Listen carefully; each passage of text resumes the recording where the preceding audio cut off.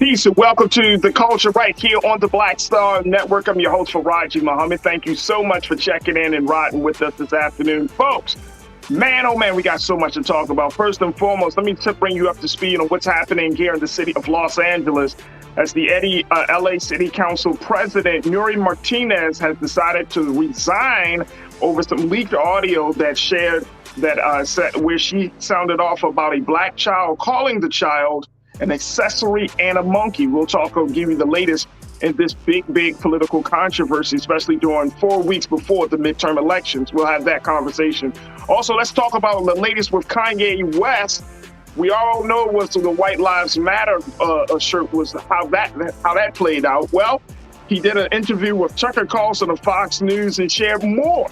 And in the explosive interview, he talked about everything from Lizzo to Kim Kardashian, his ex-wife, to what did he think needs to be moving forward for this country? Man, oh man, we're going to talk a little bit about that. Plus, he's also been kicked off of Twitter and Instagram for his latest tweet about Jews.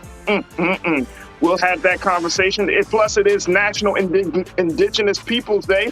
What does that mean? How do we celebrate it? We'll have that discussion. And then later, we check in with my guy, Scotty, who is a sports blogger and analyst, to talk about the NFL's new updated concussion policy after the injury of Tua Tagovailoa of Miami Dolphins. Folks, make sure y'all stay tuned. A whole lot is coming at you on today's edition of The Culture right here on the Black Star Network. Let's go.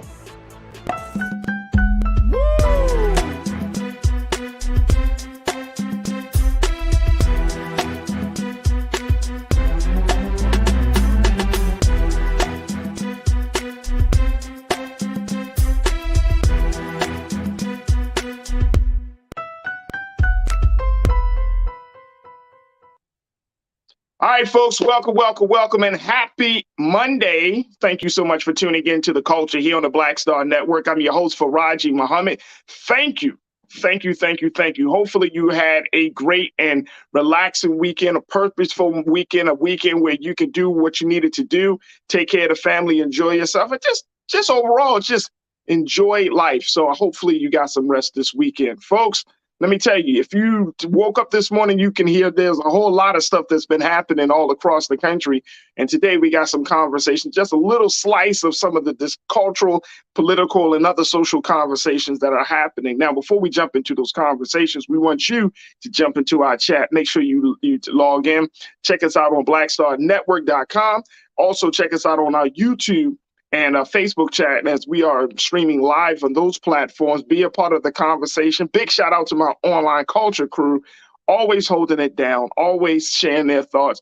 And of course, we'll be bringing your posts and bringing them to the forefront as we have these conversations. All right, the first one, let's talk about this. LA City Council President Nuri Martinez has decided to resign over some leaked audio where she said some racist comments about one of her colleagues' child.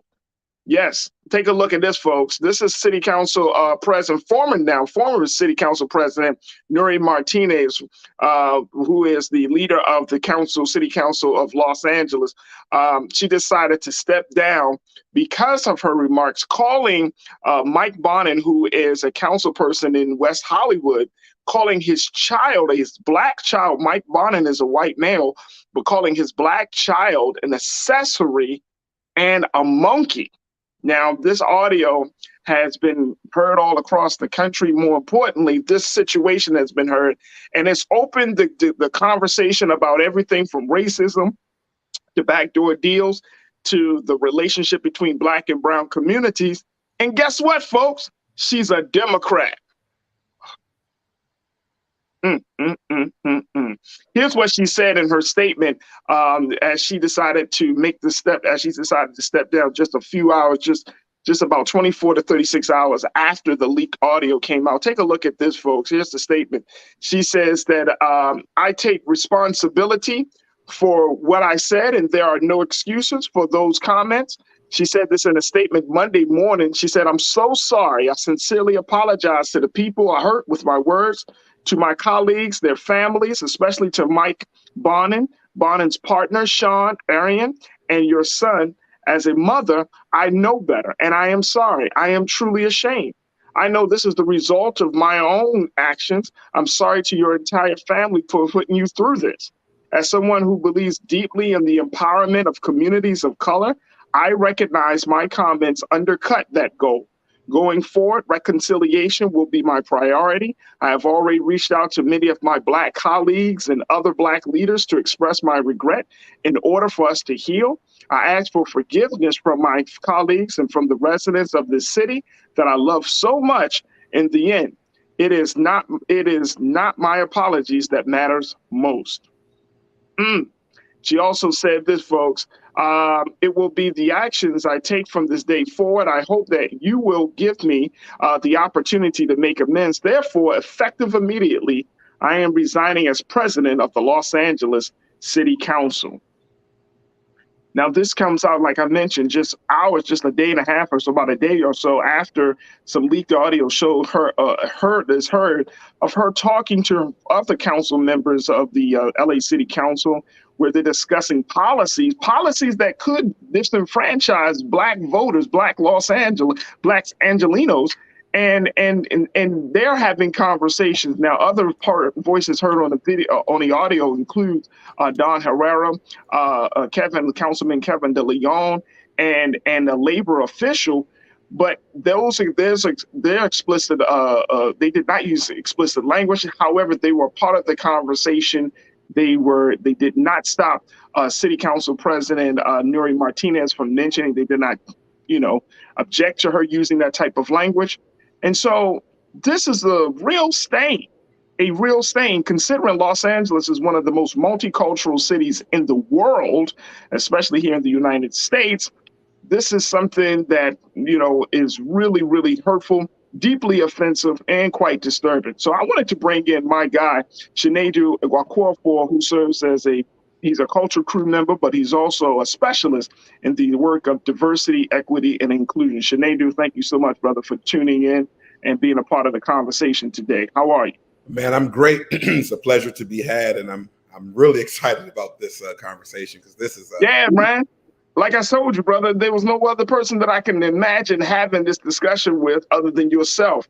But let's look at this, because there are a lot of layers to this whole thing. This is a woman, a Latino woman, right? Mm-hmm. So that already adds a certain dynamic to this discussion, right? She's been in power here in the city of Los Angeles for many, many years. LA is an ever-changing city. In terms of Black population, we make up about 8 to 9% of the city's population, whereas the Latino population, this is a very predominant, very heavy Latino city. And of course, we have white people that make up a portion of the population, but we're still seeing, this level of racism from a city council person, from a government official, it's disturbing. It's disturbing. And it's 2022. And then, let me just throw it out there again. She's a Democrat.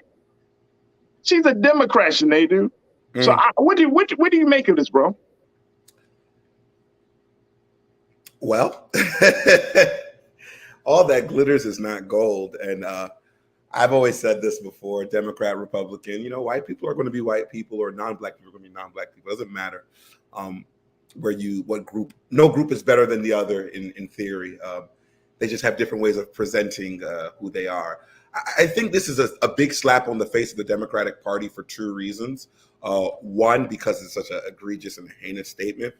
But two, you allowed this person to infiltrate your party and be in your party and be, everybody's going to do damage control now, but she managed to be in the party for however many years she was in the party and be a representative. And no one figured this out, or better yet, did they know and ignore it and say, as long as she's not adamantly, public or in the forefront with, this, it could be ignored or swept under the rug. Those are the questions that I have, because I'm hard pressed to say that she had an epiphany and just had a racial moment. This had to have happened before. Someone had to seen this, have had seen this before or heard this before and looked the other way. And that's what I'm deeply questioning, especially during this time when we're 5-6 weeks away from the midterms. We're about 4 weeks out, bro. 4 weeks. My goodness. Despicable. And I have another funny, not funny, but it's just a ha-ha that came to my head the first time I read the story. It just reminds me of when you come to America, even if you're immigrant, you're taught that the worst thing to be is Black. Irregardless if the treatment of the people where you come from may resemble the experiences that Black people experience, you're told, and it's very much understood, that you don't want to be Black. And that is what I felt in that moment and with that statement. As someone who is comes from a Hispanic family, Miss Martinez, just the fact that she would make that statement. I mean, it's you know, you would think somebody would just think a little bit. And I know people, I felt the same way. So to all of my culture crew members that feel like this is a fake apology, that this is just, you know, political convenience, and you're like, I felt the same way. You know, I mean, I know she says in her statement, oh, well, you know, I'm going to be working with my, you know, to reconcile and to let people heal. And I've reached out to my Black colleagues to apologize. And it's like, you know, racism is one of those things. I don't know if you can, quote unquote, come back from saying racist epithet, you know, using racial slurs. I don't know if you can come back and turn. I mean, and I'm saying that as a person who is in a leadership role, you saying something like this. And then also, you know, it calls in question everything in your history, in your record. You know, I posted this on my social media, on my Instagram and Twitter, but I made the point saying that if you're saying this among friends that you feel comfortable, who you feel are comfortable who you feel comfortable in saying these things around, can you imagine just how many policies that she may have either created or blocked, right? Block policy she has stopped for the progress of Black LA, Indigenous LA. Can you imagine how many resources she may have intervened with because of her thinking? And this is why, you know, when we're talking about racism, it's not just about, oh, a brush of the language. It doesn't take away the simple fact that you still think this way. You have a very skewed racist view of another group of people. You're in a position of power. So that means that you can also create policy based upon your view. I mean, that's just the nature of things. That's what it is. What you think is what the policy will be. That's what it comes down to, bro. Very true. When we talking about racism from leaders and political officials, to me, it's like, no, you got to get them out. You can't accept an apology because they poisoned the water. Mm-hmm.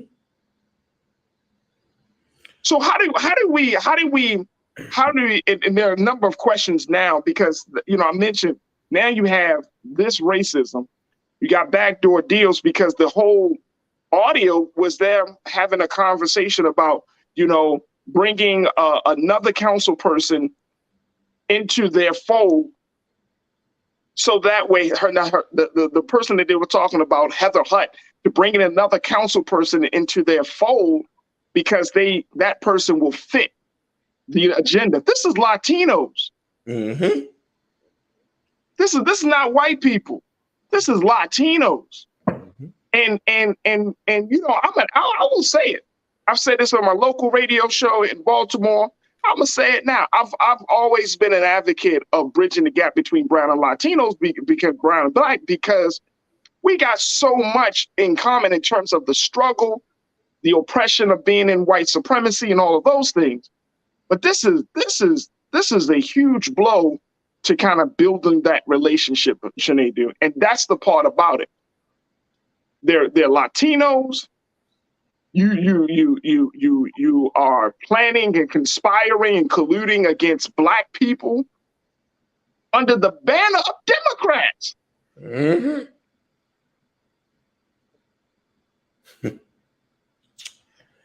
You Bro, know, I don't get it. I don't know what to do with that, to be honest with you, bro. I'm looking for you to school me because I don't know what to do with that.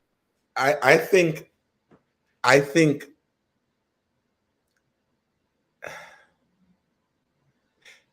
there's a saying where I come from where it says that the devil you know is better than the angel you don't know. Mm. One thing I appreciated about Trump, I never had to guess how he felt. I knew it. I think one thing that's very dangerous is she is now going to open the floodgates of people to wonder. She can't come as one person. There must be 2, 3, or more. Who else is hiding under the guise of quote unquote progressiveness or whatever and feel the exact same way? Right. Who is hiding under this cloak of secrecy? Because when you said that, and she's a Democrat, or I told myself, yeah, for hatred to progress the way it progresses in this country, especially around Black people, I mean, 2 groups have to agree with it. That's just my opinion. You just have to. And you got people doppelganging on each side as the same type of people, just in different parties, doing different things. And it's just, there's so much I want to know. You know, why was it leaked? Because I don't think this is her first time saying it. Because it's 4 weeks before that it was leaked. That's how I feel. I don't think that this is new. I just think that it only matters is because this election, like every election, is the most important election, blah, blah, blah. We know the rhetoric, we know the tagline. But I'm just interested now. She's the big fish. Who are the little fishes that were around that didn't mind hearing her say that or have heard her say it before? And more or less, what are we going to do? Because, I mean, she's been in the business. You're resigning and you make that comment. Like, I'm so sorry. Apologies mean nothing to me. There's only one type of apology, and that's called changed behavior. So the statement is just PR at best. But she's going to be fine. That's the sad part. And it's crazy that in a time that we lived in the last 4 or 5 years where we heard a pariah make a statement saying that, you know, criminals, rapists, all that, pedophiles, rapists, all that stuff, just to hear somebody of that same community make the similar generalization about Black people. Right. You know, this epithet like that it's uncalled for. And I think it calls for bigger scrutiny. Trump is a bigot. You can easily label him that. But this person is working under the guise of us, for those who are Democrats. That is very dangerous. Very dangerous. Very dangerous. And let me add to this, right? The other part of it, and I heard this being spoken of this morning, the Black council people in Los Angeles did not come out in full force. It wasn't even Black folks that pulled her up on this to call for her to resign. It wasn't Black folk. Now, in Los Angeles, by this being the city that it's in, it's a huge, huge part of course, California, of course, in terms of Democratic stronghold. We got an upcoming mayor's race with Karen Bass and Mr. Rick Caruso, who is just a new Democrat. He just changed over after becoming a Republican. He was a Republican for many years, a billionaire, a developer. He served on a few major boards.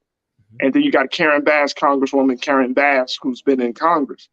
So that mayor's race is a hotly contested race. Again, this is in the backdrop of the situation, where now you got to deal with the city has got to, we all got to figure out, okay, which direction we're going to take the city locally in terms of local government. And then, of course, the implications on the national conversation about a host of things. California continues to lead the way in a lot of different progressive spaces. So, I'm wondering why we haven't seen or heard from the Black LA City Council people about this situation. I mean, in full force. I'm not talking about just like, yes, we condemn type of statement. I'm talking about get her out. We're not having this. You know what I mean? I'm talking about getting angry, getting upset. Because you have a cancer in city government. And a cancer in city government, bro, you got to cut that thing off at the neck. You know what I mean? You got to get right to the source of the problem because it's going to spread. It's going to spread. And so when we're talking about building these relationships, and they do, as we have this part of the conversation, when we talk about building these relationships, where do we go from here? That's a really good question, because this is hard to swallow, simply because it's another day in America for me, and I'm sure for you as a Black person. Yeah. We know this. This is not new. We're going to not at all. about leaks like this to the day we die. I think it's very imperative of what you just said for the group of Black people in the California area, as well as LA, as well as outside, to say something, because it's important to be a spokesperson for your group so other people don't have to speak for you. I'm sure a message is coming soon, a very well-crafted PR message.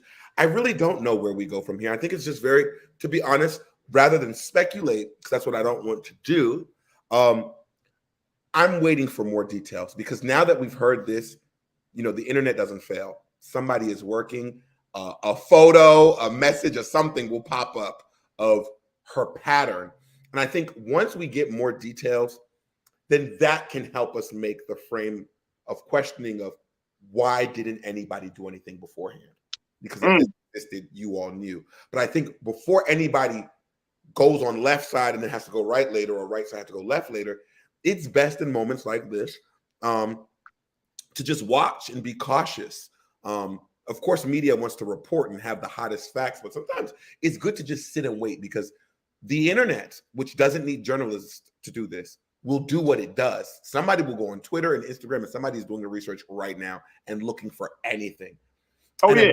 Once we get that, and then get the list of who's on that council, the council, the other council members, and so on and so forth, then we can have dialogue with actual factual questions rather than just emotions on how we felt about how she feels about Black people and how she views. Because why, even if this is a white man, this is my question.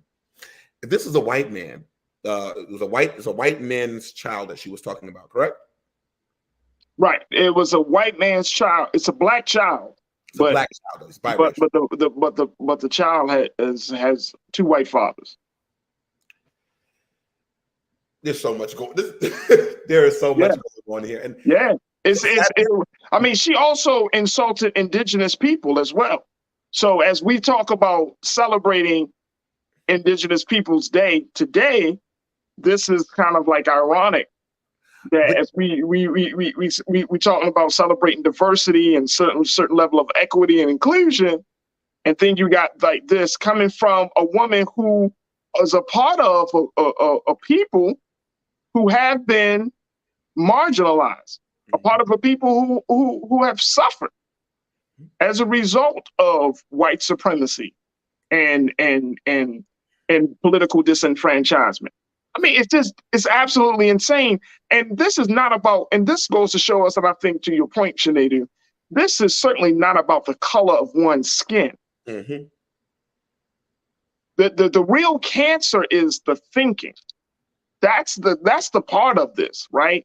Like, you can't tell by looking at a person if they're racist, prejudiced, biased. You don't know until they open up their mouth, until you see them doing something. So we're really in a day and a time where you can't judge a book by its cover, right? And you really do have to allow people to tell you who exactly they are. When you are professing racial slurs, you are telling me exactly who you are. Mm-hmm. You know what I mean? Now, the sad part about it is a stain on your people. You know what I'm saying? It's a stain on where you came from. It's a stain on who you say you represent. That's the sad part about it. You know what I'm saying? So just like everybody else look at you and me as Black men, and they all assume we love playing basketball or sports, we all listen to hip hop music, we all have underlying, undercover killers at night. You know what I'm saying? Look at it. You can't assume that now.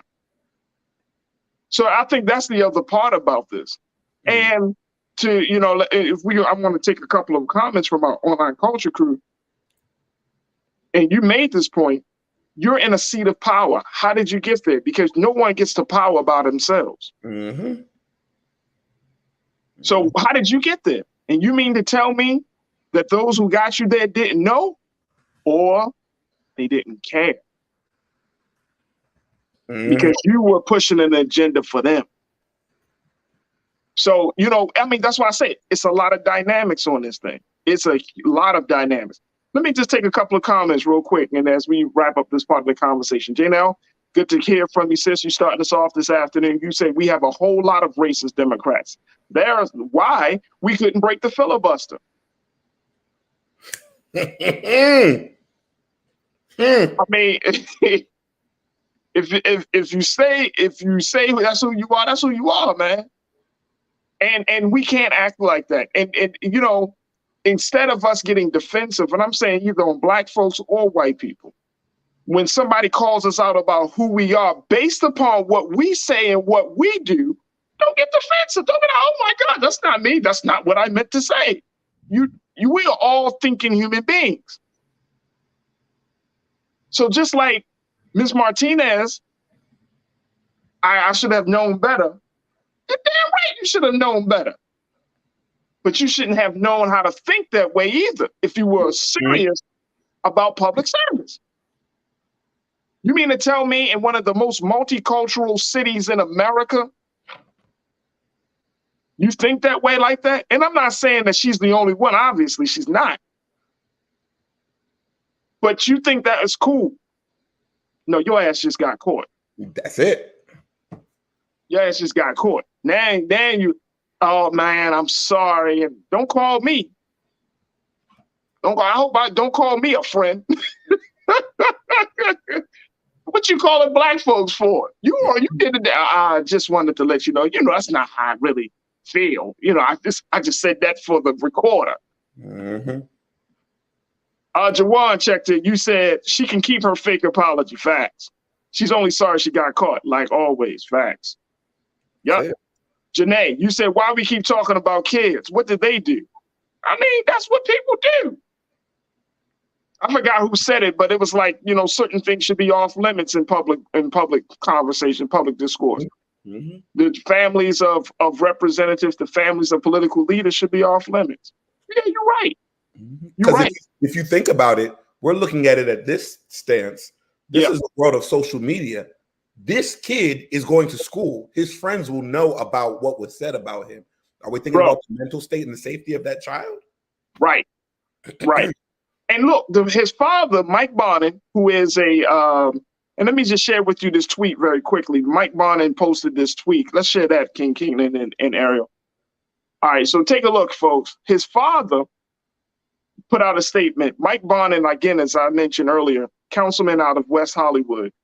He said that we are appalled, angry, and absolutely disgusted that Nuri Martinez attacked our son with horrific racial slurs and talked about her desire to physically harm him. It's vile, abhorrent, and utterly disgraceful. The city council needs to remove her as council president immediately, and she needs to resign, which she did.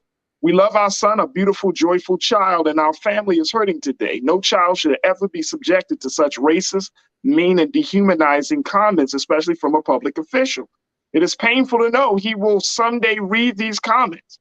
We are equally angry and disgusted by the ugly racist comments about our son from Kevin De Leon and Ron Herrera, who should also resign their posts, and by the tacit acceptance of those remarks by Gil Cedillo. It hurts that one of our son's earliest encounters with overt racism comes from some of the most powerful public officials in Los Angeles. As parents of a Black child, we condemn the entirety of the recorded conversation, which displayed a repeated and vulgar anti-Black sentiment and a coordinated effort to weaken Black political representation in Los Angeles. The conversation revealed several layers of contempt for the people of Los Angeles and a cynical, ugly desire to divide the city rather than serve it. That's from Mike Bonin and his partner, Sean Arian.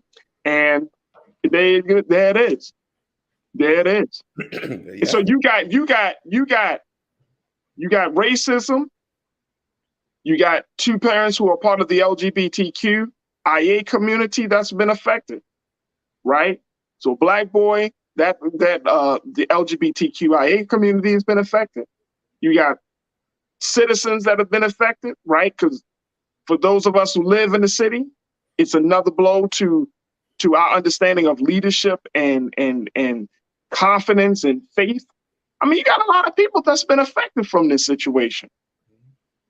No, dog, she had to go. She had to go. And the other ones should go too. Kevin DeLeon, Ron Herrera, all of them, they should go. Because you sat there and you joked with her and you accepted it. And that was cool. Y'all created a safe space to be racist. Gotta go. Your ass got to go. And very important, because we hear this every time a Black person does something wrong. I think it is very important that the Latinx community speaks up. Come on, bro. Condemns their own. Come on, bro. Because unless you all agree with this, you need to condemn her at the highest extent of vocabulary that you can find in either language, so that we know that what she says doesn't belong to y'all culture. That's what everybody thinks, even though we know that's not the case. But say it so we know it's real. That's it.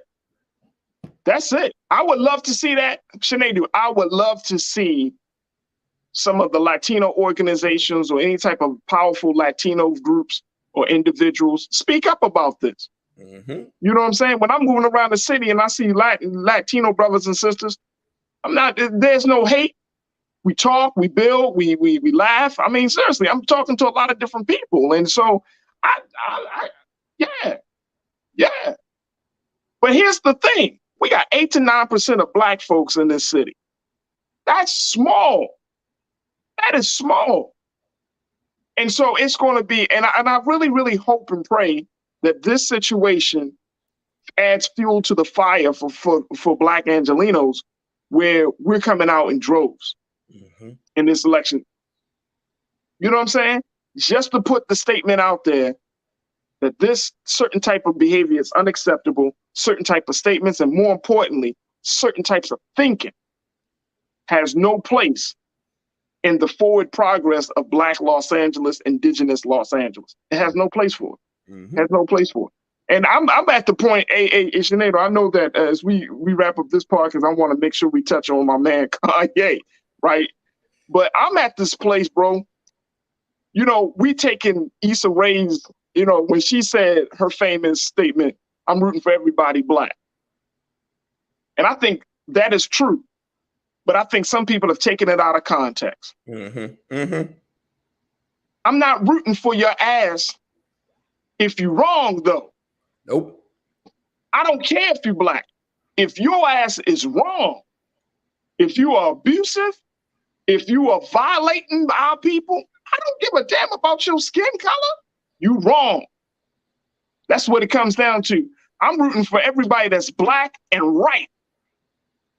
But if you're Black and wrong, you taking money from, you're taking the money from the public coffers. If you're lying to the people in your service, if you are using your power to abuse women, children, men, boys, I'm not rooting for you.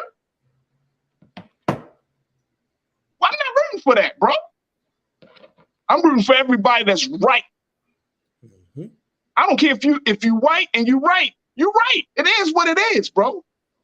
I mean, let's not take this Blackness thing to the point where we just completely get so emotionally wrapped up in color that we move away from principle. The principle's what stand. Nuri Martinez, wrong. Wrong. And I'm going to just say one more time. Bro, finish it off. One more time. It is imperative that the Latinx community come up with immediacy to speak up. Because when the African American community, everybody looks at us like we have to be the spokesperson and police person for every good or black person. Fine. But in that same spirit, it's interesting. Like, I just don't see any urgency. And I think there is opportunity, and I'm offering this. This is the opportunity for that community to say what needs to be said, or keep your hearts and your minds and your thoughts with the person who just resigned. Because what I feel from my experience is that what she said is not too far off from what many of the community may think. I'm not saying all, but we've heard Marco Rubio, we've heard Ted Cruz. Yeah.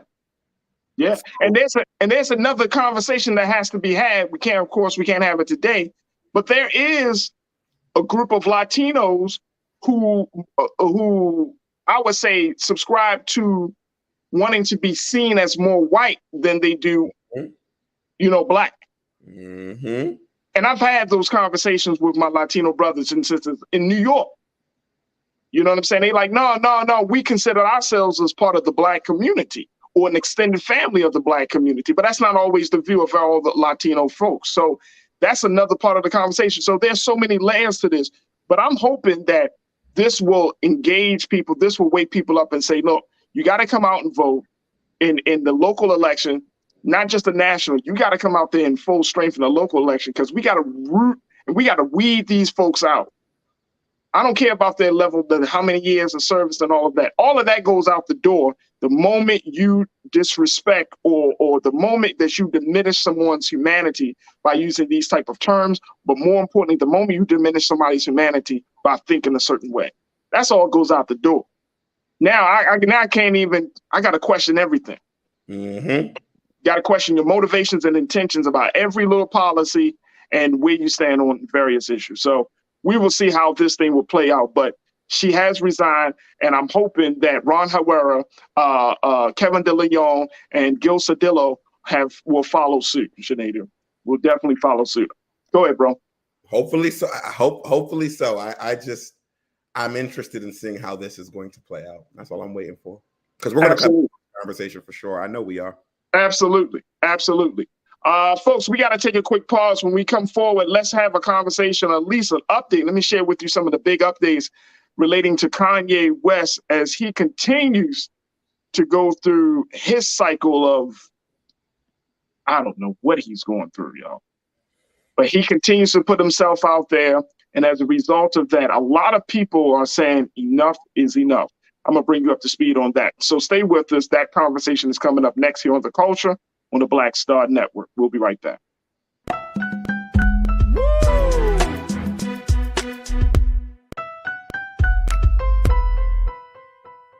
Hatred on the streets, a horrific scene, a white nationalist rally that descended into deadly violence. White people are losing their damn minds. As an angry pro-Trump mob storms the U.S. Capitol, we've seen shots. We're about to see the rise of what I call white minority resistance. We have seen white folks in this country who simply cannot tolerate black folks voting. I think what we're seeing is the inevitable result of violent denial. This is part of American history. Every time that people of color have made progress, whether real or symbolic, there has been what Carol Anderson at Emory University calls white rage as a backlash. This is the rise of the Proud Boys and the Boogaloo Boys. America, there's going to be more of this. Here's all the Proud Boys, guys. This country is getting increasingly racist in its behaviors and its attitudes because of the fear of white people. The fear that they're taking our jobs, they're taking our resources, they're taking our women. This is white fear.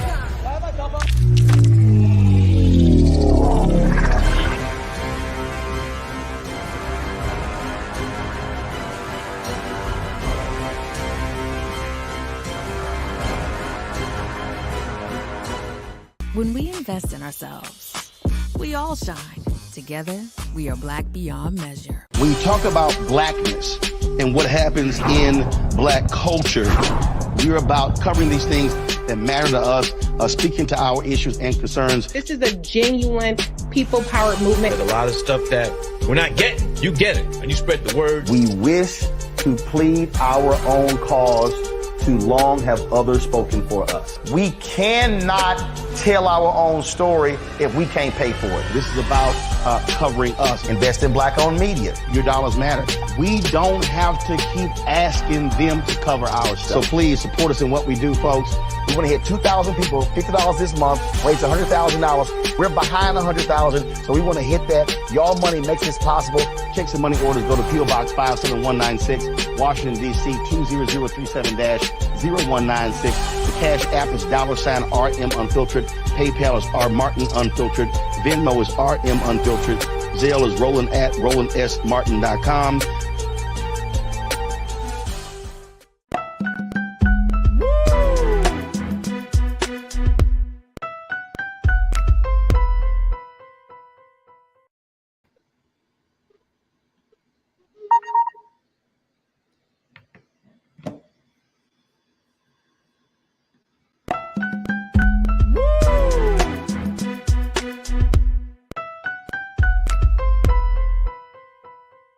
Pull up a chair, take your seat.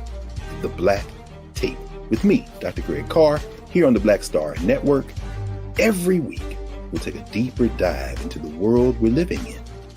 Join the conversation only on the Black Star Network. Hatred on the streets, a horrific scene, a white nationalist rally that descended into deadly violence. White people are losing their damn minds. As an angry pro-Trump mob storms the U.S. Capitol, we've seen shootings. We're about to see the rise of what I call white minority resistance. We have seen white folks in this country who simply cannot tolerate black folks voting. I think what we're seeing is the inevitable result of violent denial. This is part of American history. Every time that people of color have made progress, whether real or symbolic, there has been what Carol Anderson at Emory University calls white rage as a backlash. This is the rise of the Proud Boys and the Boogaloo Boys. America, there's going to be more of this. Here's all the Proud Boys, guys. This country is getting increasingly racist in its behaviors and its attitudes because of the fear of white people. The fear that they're taking our jobs, they're taking our resources, they're taking our women. This is white fear.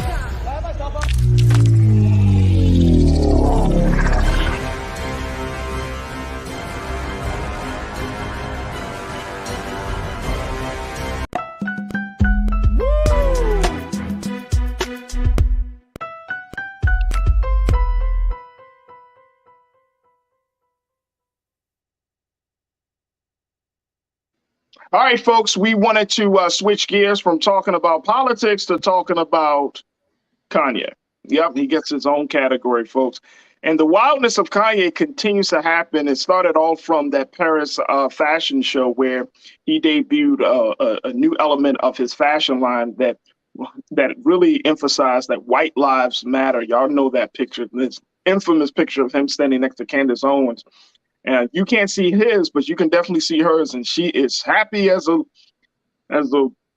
black conservative can be wearing the shirt. All right. But the wildness of Kanye continues to just unfold because after that whole controversy, a number of people have came out to condemn the hip hop star, but then he went on to Fox News and had a conversation with one of Fox News superstars, Tucker Carlson, to talk about why he wore that shirt. This is what he said. Dad is an educated ex-Black Panther, and he put a text to me today. He said, "White lives matter, ha, ha, ha, ha, ha." And I said, I thought the shirt was a funny shirt. I thought the idea of me wearing it was funny. And I said, "Dad, what do you think it was funny?" He said, just a black man stating the obvious. Yeah. And, you know, my dad doesn't listen to rap music, and he's like super educated. We opened up a water distribution center in the Dominican Republic together. He's like the original Steve Jobs, but he was getting blocked every which way with all of his ideas, and he didn't have an endless bank account, and he didn't have an Instagram. So all these ideas, he had to like take them back and compress them. Like, my dad is the most brilliant person that I know, and we actually have a strained relationship because I was taken from him because my mom was an actress, so she was a liberal. And my dad would see certain things and say, you know, we should do it this way, we should do it that way. And the people got around my mom and pulled her away, much like, you know, Kim is a Christian, but she has people who want her to go to Interview magazine and put her ass out while she's a 40-something-year-old multi-billionaire with 4 black children. And this is how fashion wants to, how they want to present her. So I know you give these questions and I give you like these 3-part answers. Is this a cool format for you? Yeah, I love it. Okay, cool. And I am following it. All right. So you said that your father said when he saw the shirt, White Lives Matter, it's great to see a black man stating the obvious. So by which I think you meant that's obviously true. Yeah, that's my favorite response, because I kept on thinking, like, you know, people, they're looking for an explanation, and people say, well, as an artist, you don't have to give an explanation, but as a leader, you do.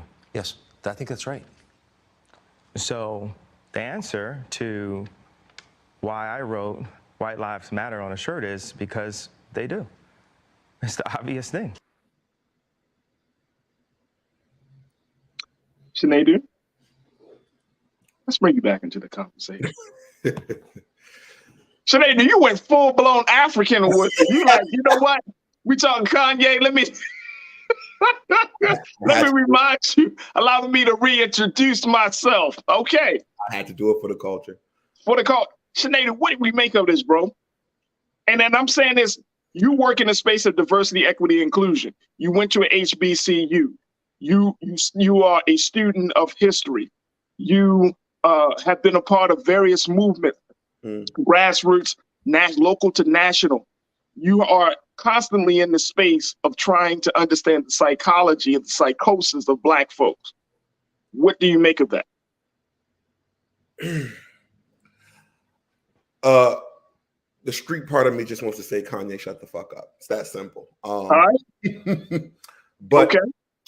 The part of me that learned and understands something that he's trying to say, he should remember the words that Dr. Martin Luther King said. I feel that I have integrated my people into a burning house, was it? I think Kanye doesn't understand that no matter how genuine what he is saying, there's nothing genuine about Tucker Carlson, right? There's a 2-part problem here. One, Black people, we have to be very sensitive with our own because they're ours. They're ours. And what we need to understand is that when we continue to just kick everybody out of our cookout, they go to other picnics, okay? We have to be careful with how we deal with Kanye. Kanye is very annoying. And he's annoying for many reasons and I'm a huge Kanye fan. I respect his art. The issue is that, yes, White Lives Matter is the obvious, but do you forget why this statement was created? Do you forget what it was meant to do? I could care less about if it's a scam or not, because he went into all of that at some point, and I just laugh. I'm like, America's a scam. You're still here, but we're not going to go here or there. But my thing is, Kanye, you have kids that are growing and to become of age of cognition. You cannot keep making these errors. And they're not errors anymore. They are decisions. To go on rants. Come on, brother. To not take your medication. Because what upsets me is that there is a whole cadre of Black people fighting for mental health. People who are going through deep traumatic experiences, who do not have money to buy land in Colorado to pour out their feelings. Those people who have mental health issues are going to be taken less serious because of people like you. And this is not really about mental health. This is not about Donda passing. Because people say, oh yeah, you go crazy when you lost your mother. Right. Watch the 4-part documentary. He's been like this forever. We ignored it because we enjoyed the talent that he offered us. Right. I'm ashamed of Kanye, but that is still my brother. He is still ours. But those who are around him who love him, the same thing I said in the other segment about the Latina group, they need to shake him up. The Dave Chappelles, the people who have direct access, the Sean Diddy Combs, don't keep making these Baroque statements online. Like Mace? Take this man and sit him down until you can get him better. Bro, I feel you, because Mace, y'all know who hip hop artist Mace is, right? Turned pastor, turned his life over and all of that. But he said we shouldn't bother Kanye. Now look, I'm not into the back and forth of, gossip and slander and all of those things. That's not that. I get nothing from that. I'm just looking at exactly what you're saying and what you're presenting is destructive, right? Now, there are some things that Kanye said, and we're not going to play the whole interview. There are some things that he said in this particular interview, and I was like, okay, but that's the part of it.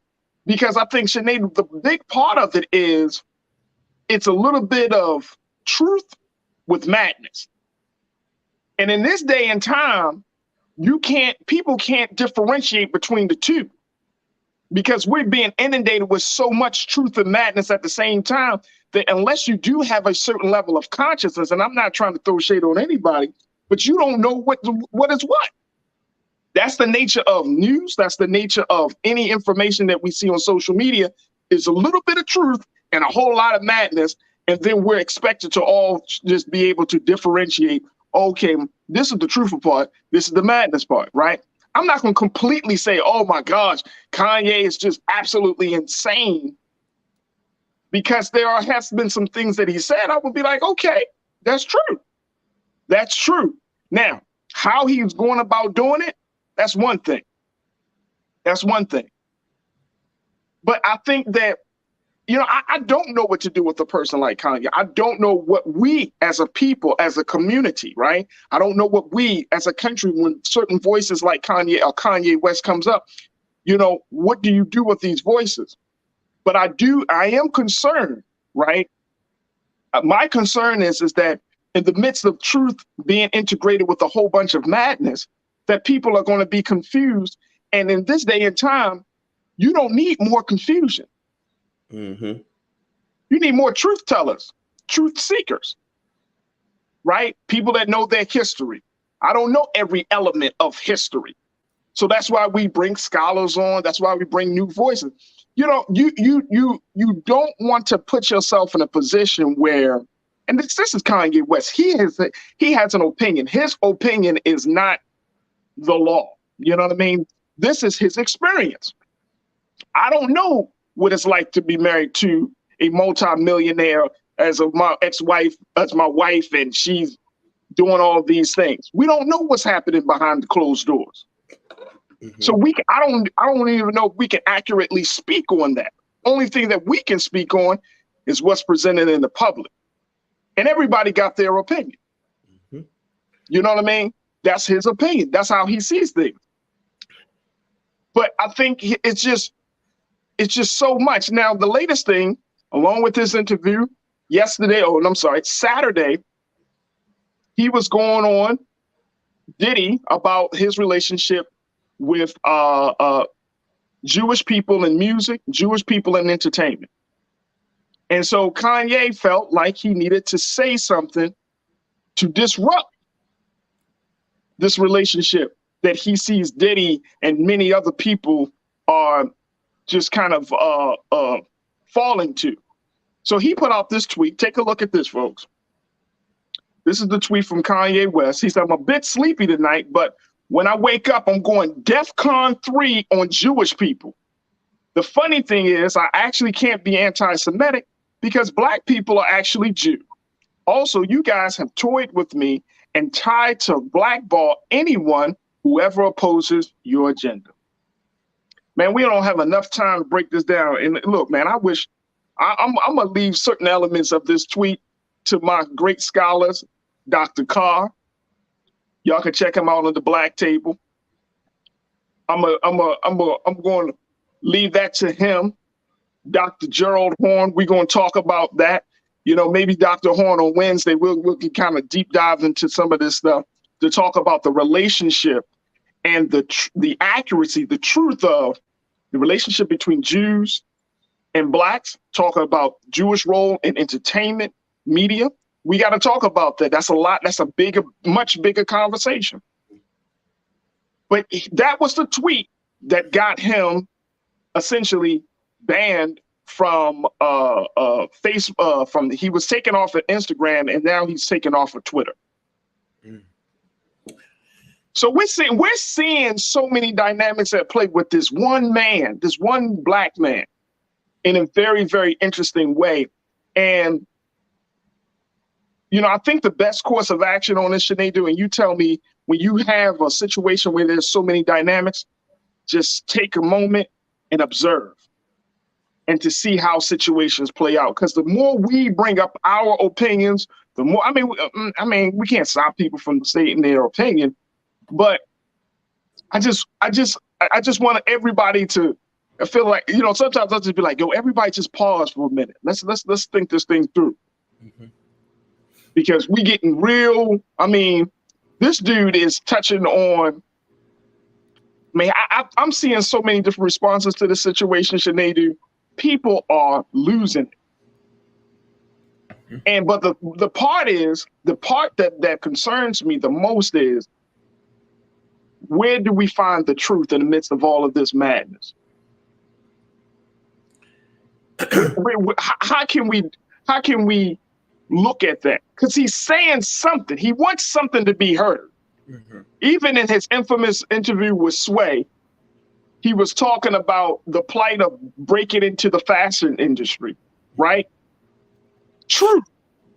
As a Black man trying to do high-end couture style fashion, it's hard, right?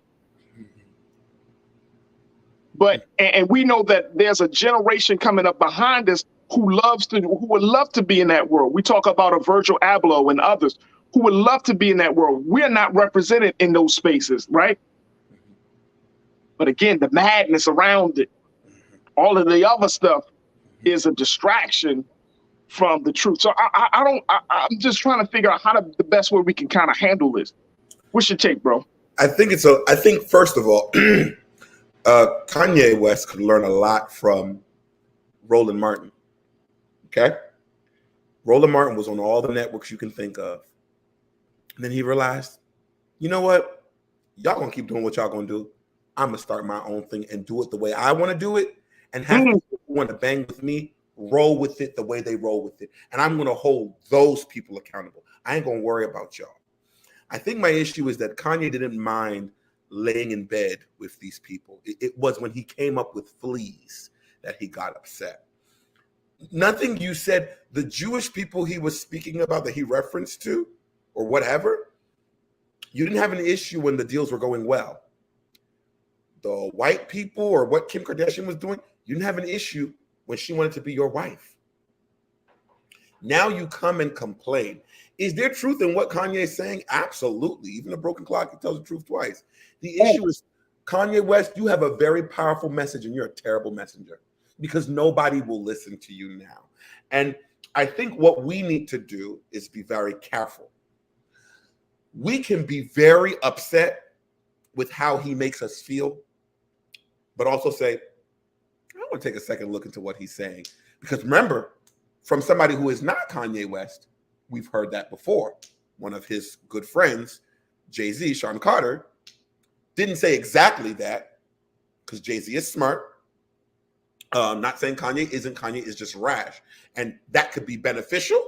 Right. Also be non-beneficial. Like, Kanye has to understand that who you are, who he was worked when he was selling Yeezys, but it might not work now in this space of what he's trying to deliver, because it's a cacophony of so many different things that it's like, bro, like, this is probably why the medications is needed, so you can focus on what you're trying to get across. Right. But I think what's really important, and I'm going to leave it here, if you all watched one of Dave Chappelle's 3-part specials, he talked about how interesting it was when he said the N-word. He could say nigga, nigga, nigga all day on Comedy Central. But when he wanted to say the word faggot, and I'm just using it in the context that he said, yeah, the network said, no. You can't do that. Yep. It is deteriorating to a community and blah, blah, blah. That's how I feel about Kanye's tweet. Whether it was anti-Semitic or not is not what I'm concerned about. But it's the power that alone got him removed from the most powerful social media platforms in the world, which furthermore underscores the truth in what he's saying, because we see every day that you can talk about. Are they going to remove the person we're just talking about in the last segment? Are they removing her from Twitter or Instagram for making a comment that was derogatory towards a community? No. And I'll leave that for everybody else's interpretation. Hey, Sinead, brother. That's the food for thought we gotta take in, bro. That's the food for thought. That's the pill we gotta swallow. That's the pill we got to swallow, brother. And that is why I think we're seeing that level of pushback. But let me just put it in. Y'all remember Mel Gibson when he went on his rant years ago about Jewish people in power in Hollywood? Mm-hmm. They blackballed him. They did respond. Y'all remember that? But he was for a long time. I remember a couple of maybe like a year or two afterward, he was always kind of characterized as this mad Max type of Mel Gibson. You know what I mean? So I mean, there's so much in there. But I agree with you 100%. I think the way he goes about his messaging is so much. It's so like all together. And as much as we like, and you know, you get like so many different versions of Kanye. You get the Kanye that's, you can sit down, he's having this quote unquote intellectual discussion. Then you can get the Ye that runs up on the stage and be like, let me tell y'all something. Mm. Or then you can get the Ye when he in hip hop spaces, right? He could be a certain type of way. Then you see the Ye when it comes to his relationships to like Jay-Z and some other folks that he really admires and looks up to. You know, Jay, why you don't ever call me, Jay? You can get that. Like, there's so many different elements of this guy. And I think that's the part about it. And then we were introduced to the Ye of Jesus Walks, the Ye where he said George Bush doesn't like black people. That Ye. I mean, you get so many different elements. And so you got to look at how, that's why I said, you got to kind of just sit back and just see how things play out a little bit. Got to let this thing cool down a little bit so we can all have a much more, I would say, level head on how to deal with all of the stuff that he brings to the table. Mm-hmm. We got to think it through. Mm-hmm. Now, does that mean that he shouldn't be quote unquote invited to the cookout? I mean, look, man, it's hard. It's hard. I can't ride with you, though, if you're putting out certain messages that's destructive to the people. Again, I'm going back not to because you're black. I'm going back whether it's right or wrong. Mm-hmm. Now, he's an artist. That's the other part, too, Sinead. Mm-hmm. So he can take, quote unquote, that creative license, right? He always pushes it to the boundary. But listen to what he said. He said, I thought it was funny. I think, for me, I was stating the obvious. Now, I don't know if that's his original intent, or if we don't know if that's the response he gave us as a result of the backlash. I don't know. He's a difficult one. He's a difficult guy. I'm saying. And look, the other thing, if you listen to the interview, folks, he actually supports Donald Trump. He actually supports Donald Trump. He actually believes in Donald Trump. Mm-hmm. He will tell you. But he believes in Donald Trump. Do you know why, though? And here's, I don't support that he supports Donald Trump, but I understand why he does. And I'll give you a perfect example. Go ahead. You want him to support Mrs. Martinez in the LA City Council?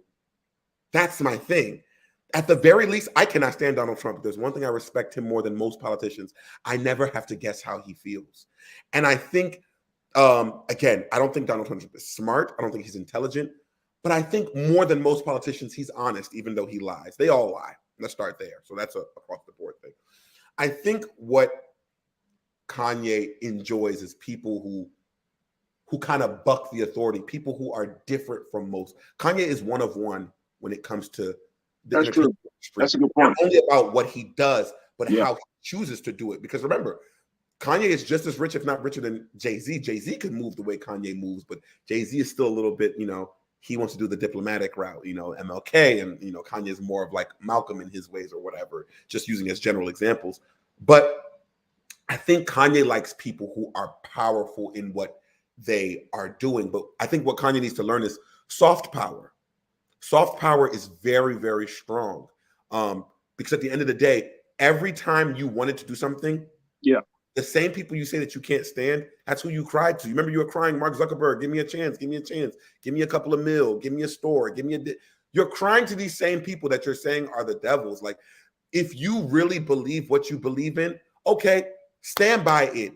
Distribute your own shit, make your own store, do what you want, do it your way, but don't then go out of this. Are you going to the Fashion Week in Lagos, Nigeria? Are you going to South Africa? Because if you want to talk about people who really stand by their stuff, go to a lot of the Black Africans who are in the continent who are making multi-million, multi-billion-dollar businesses in fashion and everything without the help of anybody white. But the thing is, you're not even there. You still want the ice that you believe is colder from their table and from their cup.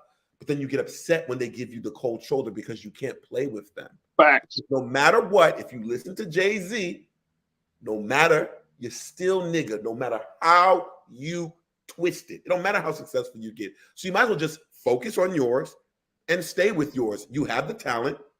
You have the following. You actually have the distribution. My better question is, why did you go to anybody else in the first place? Because you want their acceptance. That's it. They want that validation, bro. He definitely wants that validation. We can't deny that. We cannot deny that. He wants that acceptance and validation. Look, Sinead, I know you got to hop off, but I truly, truly appreciate you, brother. And I don't want to, just use you up and take over your time. So I thank you. I thank you. Look, I thank you, man. And you're one of the brilliant shining stars here on the show. And so what you say and how you say it and how the insight that you provide, all of that is important. So I thank you, brother. I truly love and respect you. And God willing, we'll reconnect with each other soon. But thank you for coming on to the show. Appreciate you. And if I could just get this one little quick tagline. Yeah. Kanye West is not the spokesperson or the scapegoat for mental health. You'll see them try to make that delineation. I'm sure he does have mental health. That's a good point.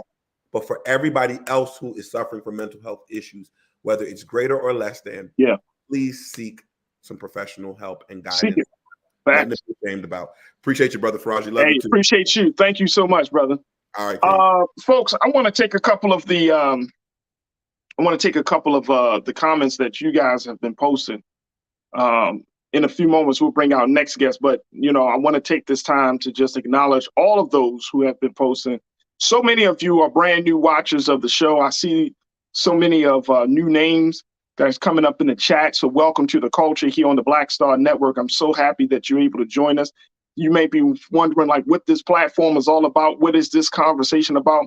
Some of you even asked, what was that clip we just played of Kanye West? Well, that was the interview that he did with Tucker Carlson of Fox News, folks, over the weekend. It aired, and it was a way for Kanye to explain everything about White Lives Matter, and then to give his opinion on a number of other issues and bringing up a whole lot of other stuff. So we're seeing so many different things. Take a look. I mean, you're seeing this man now. I don't know what crazy looks like. I can go with the caricature, but this is. Look, I'm not going to claim like I know what's going on in that man's head, because I don't, folks. I don't. And I think us having a conversation, and I know some of you say, well, why are we even talking about this? These are cultural conversations. I mean, look, folks, can we stop acting as if cultural stuff don't affect us?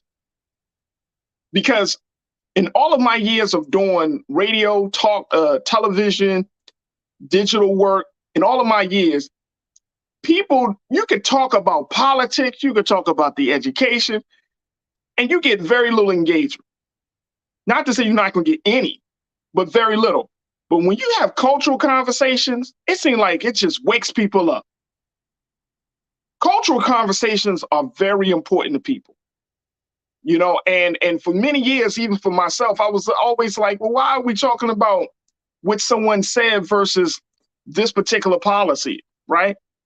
But because people feel like, and this is just my opinion, folks, but people feel like, I think that the cultural stuff is a little bit close to home more so than the political stuff, the leadership stuff, all of that other stuff. The cultural stuff, this is the stuff that we shape our thinking from. So it's not as if these aren't important conversations. You can have the hard-nosed news conversation, but it's the cultural stuff, especially for Black people in this country. We love to talk about our culture. And more importantly, I think we love to figure out what is our culture. Because when you ask the question, well, what is Black culture? What are the do's and the don'ts of our culture? What is all of that, right? When we ask that very simple, you're going to get 1,000 different answers. So we got to have a cultural conversation because we got to check the pulse of where are we on this? Kanye West is one of those figures in our culture, in our community, in our entertainment space, where we really need to figure out, like, where do we stand on these things? And we're not going to all be in agreement. I'm not under that I'm not that naive. We're not going to all be in agreement. What's going to happen essentially is that we're going to be in disagreement. But guess what? The cultural stuff can serve as a wedge between between us and between each other, excuse me. The cultural stuff, it's the cultural stuff. We could talk education, we could talk politics and all of that. But once you get down to the cultural things, those cultural conversations, those are the conversations where you stop talking to people. Those are the conversations where you start hating people. Those are the conversations where you're looking at each other with the crooked eye. Like, you really think that? It's the cultural conversation. So that's why we should take time. We're talking about a person who has a lot of influence, right? A person who has access, a person who has a platform. So we got to have these conversations. And this person is Kanye is bringing up a number of different things. One of the big elements out of this his interview with Tucker Carlson was, of course, the situation where he talked about Lizzo, talking about how there is an agenda to promote obesity and using Lizzo as the poster child. And I'm just paraphrasing, but how that is not healthy. He said that being obese is not clinically healthy, because in this conversation about body positivity, in this conversation about body shaming, should we embrace, being overweight? I'm just talking about from Kanye's perspective. We got to have a conversation about that. We got to have the conversation. Because why? He said it, and I agree with it. Obesity is a huge problem in the Black community. Huge problem. Poor eating habits, poor exercise routines. I mean, we can go down the list. High blood pressure, diabetes, all of these things, huge problems. Lack of access to healthy foods, food deserts that continue to exist in the Black community. We got to talk about that stuff. See what I'm saying? The cultural leads us into understanding the politics of certain things. So we got to talk about this stuff. But I want to respect all of you for my online culture crew. Y'all know I love and respect you. Even if you don't agree with me, I want to give you a space and a place to share your thoughts. So let's go to your comments right now. Folks got a number of comments. Let's go to Jay. Jay West, you said, I think he misinterpreted his dad's understanding of what he was telling Kanye. Yeah, I don't think, hey, Jay, can you imagine having a conversation with your son and you making a little inside joke, and then your son winds up putting that joke on something major, and you like, I didn't think you were going to say that, son. Okay. I think his dad had to figure that out. But you know, to his dad, I'm sure his dad probably should have known, like, nothing is confidential with Kanye West. I mean, he gonna share tweets, he gonna share text messages, he gonna share a lot of stuff. There ain't no, it's nothing sacred with this guy. You know what I'm saying? So yeah, I think he misinterpreted. I think he knew what he was trying to say, but again, you could have said that message in a much different way, not showing that it comes across as you promoting versus stating the obvious. And do we really need a message to state the obvious at this point? You don't like my music. You say, yeah, no one ever doubted that white lives matter, Tucker. Right. Exactly. Tiffany, you checked in and said, dang, if I close my eyes, this dude sounds straight white right now. I don't know. Look, cultural conversation. His voice tone, you mean? The use of the way the linguistics is his use of the language. Okay. But even in that, we got to get out of saying you talk white. Because what does a black person talk like? A black person that's educated, articulate, what do they sound like? Cultural conversation, right? But it helps us to start to look at ourselves. But I hear you, Tiffany. I hear what you're saying.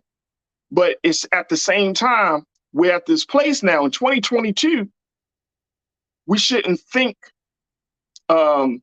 we should have a different conversation about what does black culture look like? What does black speech sound like? I think that's important, but I'm glad you brought that up. LJ007, you say it's about the principle for me and for this man not to even acknowledge the fact that he has biracial children who shares, and his expression goes to show his antics are based in foolishness. Yeah, I think that's important. You know what I mean? He understands that. I mean, his children are going to be seen as black in some spaces. His children going to be seen the children of Kanye West. I think that's the point you're speaking to, LJ, is when we do something that sometimes we can't just think about ourselves. We got to think about the ones who want to be impacted the most, which is our children. So I think that's a huge, huge part of it. Great point. My man, Brother King Lee, you say the brother is struggling emotionally. I'm not throwing the brother away. I disagree with him on many issues. I am not in denial, right? I think that's the best way we can kind of take a look at it. That's the best way we kind of take a look at it, right? Because here's the other thing. I've been in spaces, and I think this is the other part about the cultural piece, folks. Who is quote unquote truly, truly black? Right? Like, what do we mean when we say that? And again, we don't have time to go into this part. But I just throwing out a question for us to all to reflect on. When we say, oh, you're not invited to the cookout, quote unquote, right? We're going to revoke your black card. What do we mean when we say somebody is black? And I'm talking about beyond skin color. You were talking about a certain level of consciousness, right? Is that what we're saying, right? So, you know, everybody has their own definition of what being black, quote unquote, is. And we might just have to have a discussion around that. Like, what does it mean to be black? Because some folks may say, and I've been in space, I've been told, hey, man, you ain't black. When I can go down, I can tell you my family, my history, my personal experience, but you ain't black. Well, what do you mean? Because I went to a PWI for college? Because I got exposed to the arts and then very early in my years, so I went to a special art school in Baltimore because I can articulate, because I know how to express myself. Like, what does that mean? And why do we always have to feel like we got to prove ourselves, our quote unquote blackness, to each other? A lot of cultural conversation. King Lee, man, you my guy, so you brought this out of me, man. That's your fault. Michelle, you checked in. Michelle White, Lafitte, you said, like I said earlier, yes, mother would be appalled if she were alive today to hear the words coming out of her son's mouth. How disheartening. Ye ain't going about it or saying it correctly. Facts. Facts. If y'all go back to the documentary, though, I'm going to say, and I said it before, his mother cultivated him to speak and to think like this. His mother, very powerful woman in his life. We see that, we know that, but she never, like, she cultivated him to not believe that he couldn't do anything. She cultivated him to believe that, you know what? You want to say that you are God? Guess what, son? You are a God. But there's got to be some balance on that. There got to be some boundaries to that thinking, right? Michelle Ray, you checked in and said, Kanye is tied to capitalism and earns for white validation at the expense of black people who have been supporting him. And that is part of it, I think, Michelle. I think that's the challenging part of that. That's the other dynamic that we got to deal with. You're in those spaces where hardly any black faces exist. And you're fighting to be in that space. You're fighting to stay in that space, right? Not to say that you're not going to put anybody else on, but this has been your struggle. You love capitalism. We all know it. You say it in your music. You love being able to buy what you want to buy and all of those things. So he has to reconcile that within himself. Good point. Janae, you say, can we call his bluff? He had the audacity to call out Kim the way she was dressing last before they got married, which is why he married her. Get out of here. My uncle told me one time, the things that a woman will love you for can sometimes be the same thing she hates you for.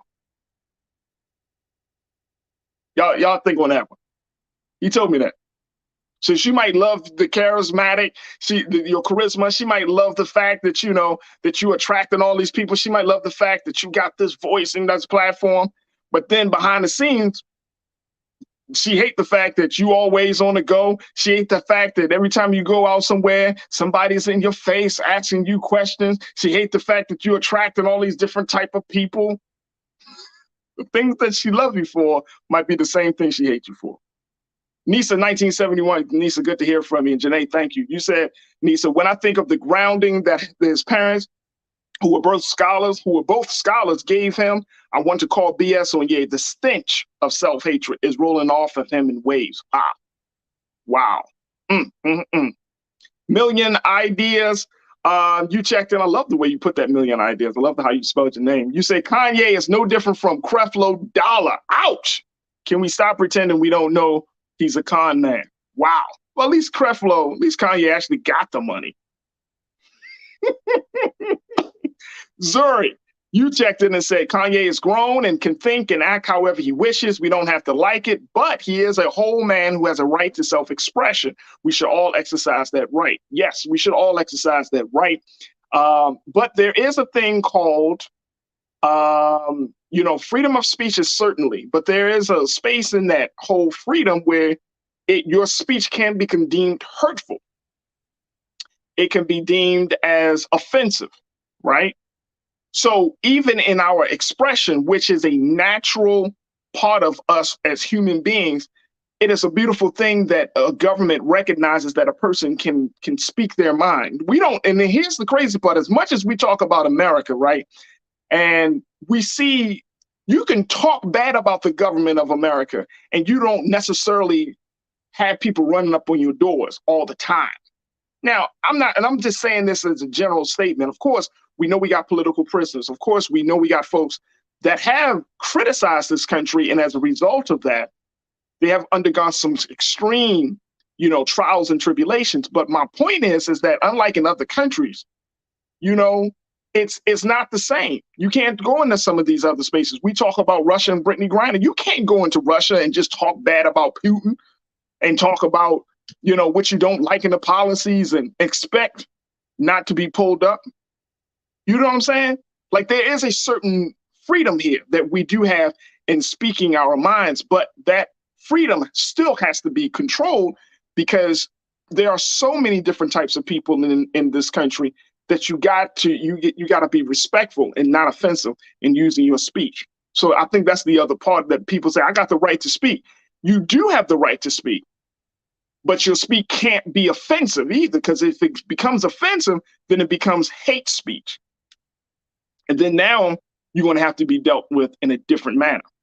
All right, great point, Nuri. And Dirty Reds, you said, look, the question is, can you separate the music from the man just like R. Kelly or Bill Cosby? No. No, you can't. The music starts here, right? The music starts there. You can't separate those two. Well, that's not what he means when he said this in his music. How do you know? We're listening to the man when he speaks. When you go back to his music, it's a reflection of what's in his heart, what's on his mind, right? No person creates music that's not a reflection of how they think or what they're feeling. How does that happen? How do you create music that you're not feeling? No, you're creating it. It's in tune. It's in alignment.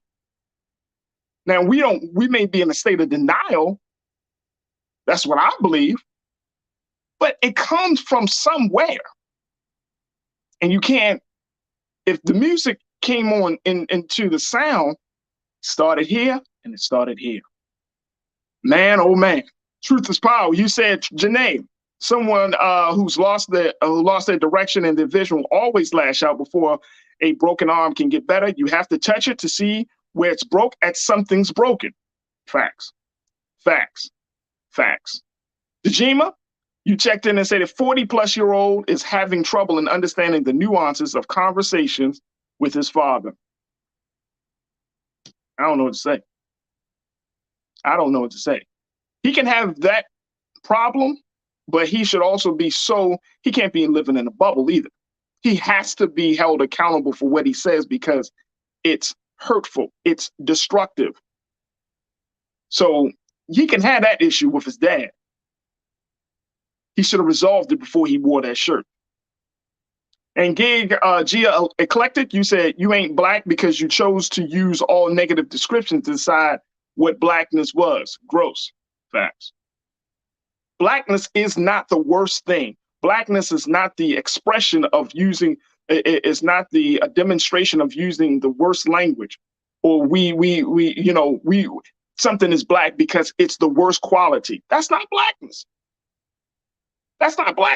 That's years of conditioning, right? Our blackness should show the opposite of that the blackness should be the excellence of anything, of who we are, where we come from, how we express ourselves. These are the forms of blackness. There is the negative elements, but we should all make an effort to push back on the negative elements of our culture, because some of us are afraid of, well, we're not being black if we show green grass and a backyard and homes that are well kept in the neighborhood. It's like a white neighborhood. Why do we have to live in the worst? Why do we have to experience the worst? Why does our expression have to be the worst in order to be deemed black? It doesn't have to be. We choose, and we have the choice. The beautiful thing about culture, since we are the culture, the beautiful thing is, it's one of the few things that we can have control over, one of the few things that we can change. That's why it's so important for us to have discussions around it, because in a world where there's so much that we can't change, the things that we can change the most and the things that are the most influential is our culture. We can't change history. We're still working on the institutional level of racism, sexism, and materialism, but we can certainly change our culture once we understand and recognize that we have that power. All right, folks, I got to take a quick pause. When we come forward, let's talk about the NFL's new concussion protocol and how it will affect football going forward. We check in with sports vlogger and analyst Scotty to get the details around the new policy. Stay with us. That's happening on The Culture here on the Black Star Network.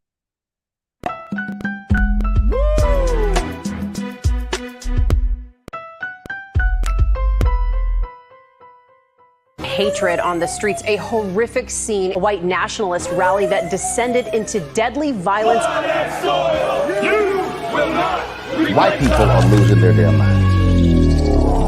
As an angry pro-Trump mob storms the U.S. Capitol, we've seen We're about to see the rise of what I call white minority resistance. We have seen white folks in this country who simply cannot tolerate black folks voting. I think what we're seeing is the inevitable result of violent denial. This is part of American history. Every time that people of color have made progress, whether real or symbolic, there has been what Carol Anderson at Emory University calls white rage as a backlash. This is the rise of the Proud Boys and the Boogaloo Boys. America, there's going to be more of this. Here's all the Proud Boys, guys. This country is getting increasingly racist in its behaviors and its attitudes because of the fear of white people. The fear that they're taking our jobs, they're taking our resources, they're taking our women. This is white fear.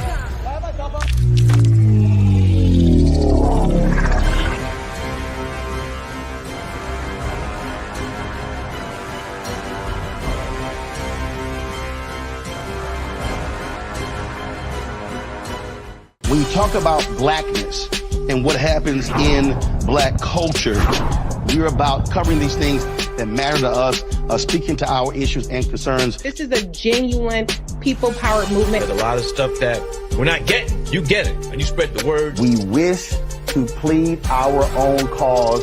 Too long have others spoken for us. We cannot tell our own story if we can't pay for it. This is about covering us. Invest in black-owned media. Your dollars matter. We don't have to keep asking them to cover our stuff. So please support us in what we do, folks. We want to hit 2,000 people, $50 this month, raise $100,000. We're behind $100,000, so we want to hit that. Y'all money makes this possible. Checks and money orders go to P.O. Box 57196, Washington, D.C. 20037-0196. The Cash App is $RM Unfiltered. PayPal is R Martin Unfiltered. Venmo is RM Unfiltered. Zelle is Roland at RolandSMartin.com. When we invest in ourselves, we're investing in what's next for all of us. Growing, creating, making moves that move us all forward. Together, we are Black beyond measure. Hi, I'm Dr. Jackie Hood Martin, and I have a question for you. Ever feel as if your life is teetering and the weight and pressure of the world is consistently on your shoulders? Well, let me tell you, living a balanced life isn't easy. Join me each Tuesday on Black Star Network for A Balanced Life with Dr. Jackie. We'll laugh together, cry together, pull ourselves together, and cheer each other on. So join me for new shows each Tuesday on Black Star Network, A Balanced Life with Dr. Jackie.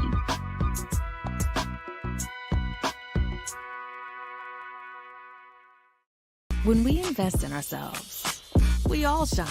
Together, we are Black beyond measure.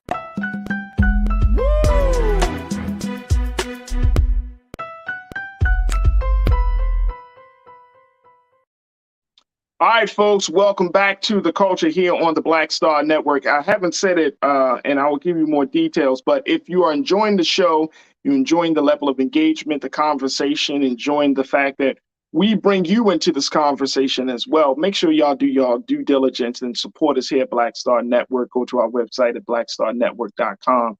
And, I don't want to have this conversation in this space with so many of you.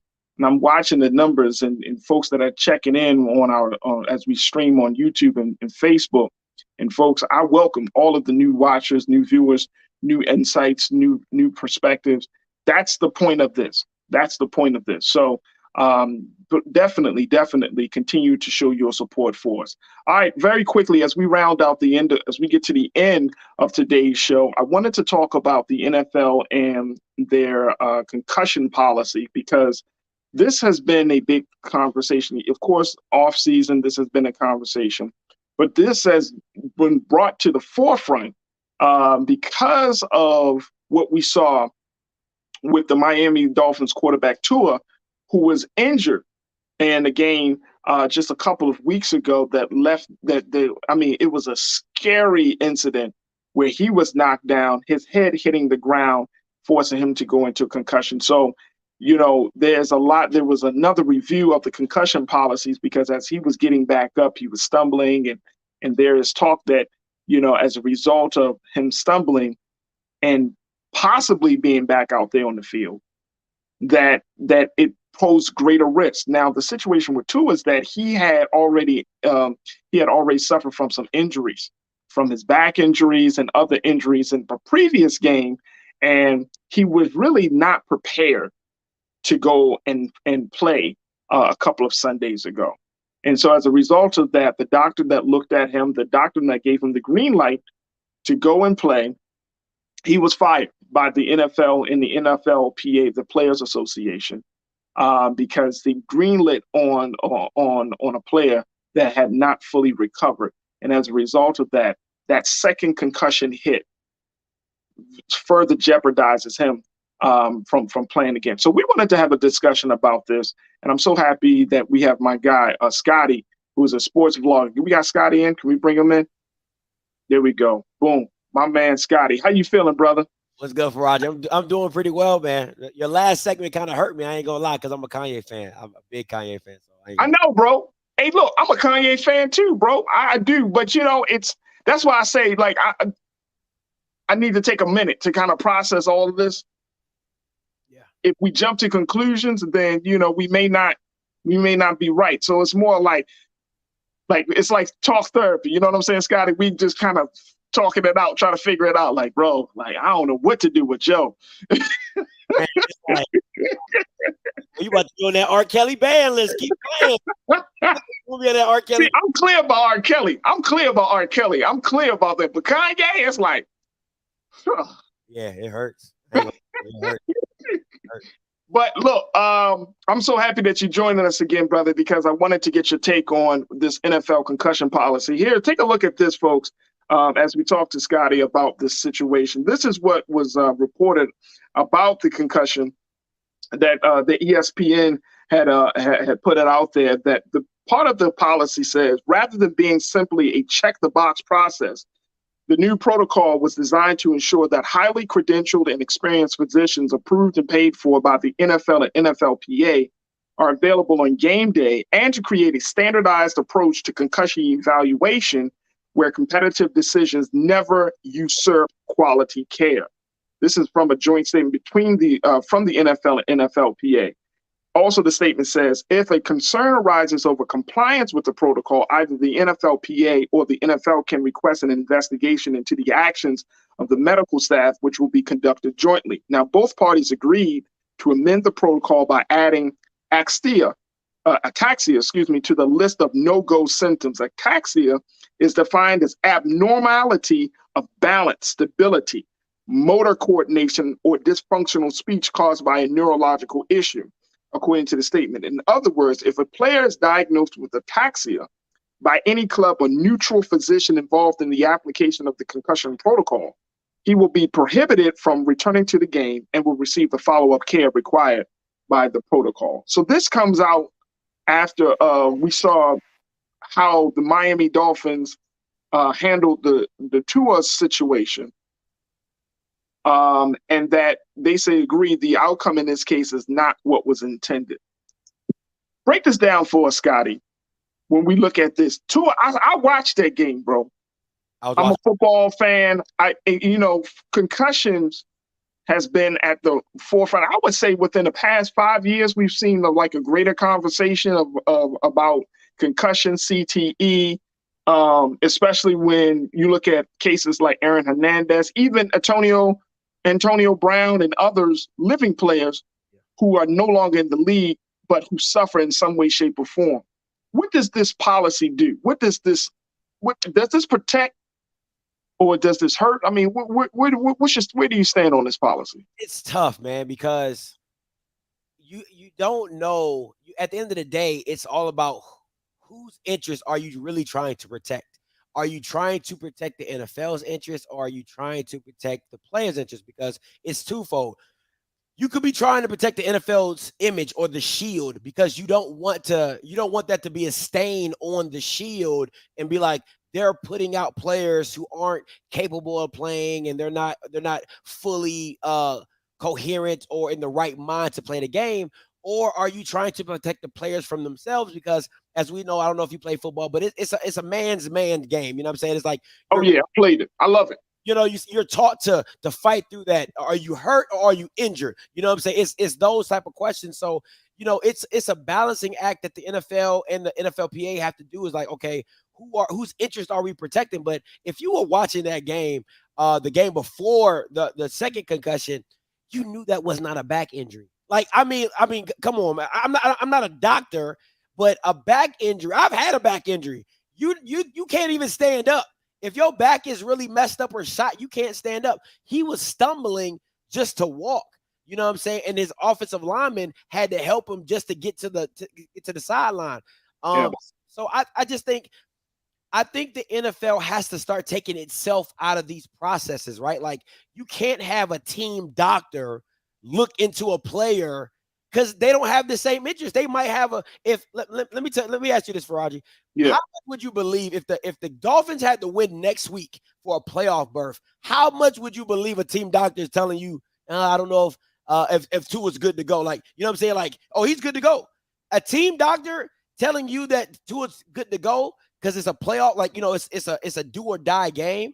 That's the part I think is the conflict of interest as well, because if you get a third party or independent party outside of the NFL to oversee some of these issues, then you don't have the biasness of the team having to play judge and jury like the commissioner does for a lot of the issues in the league as well. Sound right. There we go.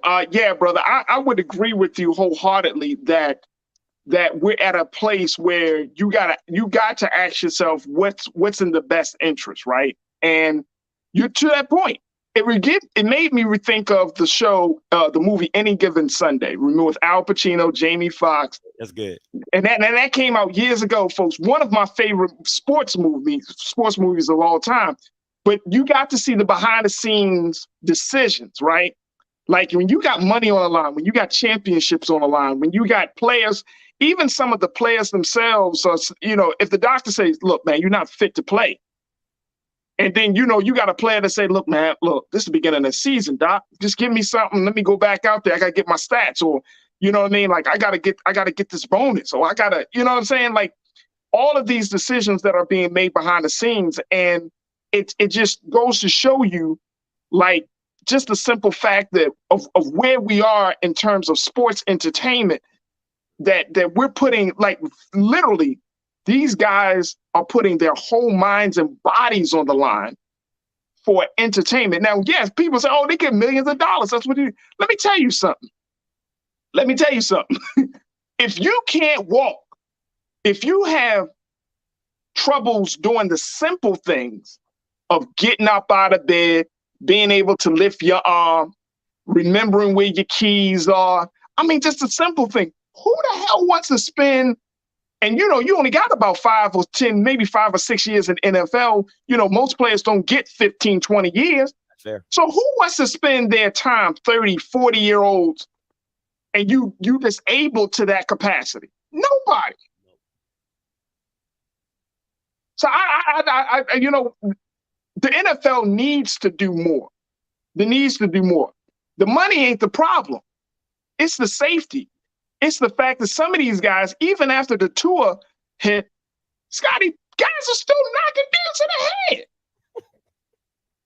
And I'm serious. If I was a football player, I'd be like, yo, what the, bro? Yeah. Like, I'm just out here just trying to play the game. I get it. We want to win. But damn, man, I remember, what was the player that got knocked in the legs, bro? I think it was in the first, this was like preseason game. He got hit in the legs. He almost lost. I mean, oh my gosh, I forgot what team he played for. But it was like, what are y'all thinking, bro? You're trying to kill me out here? Like, I'm just trying to play the game just like you.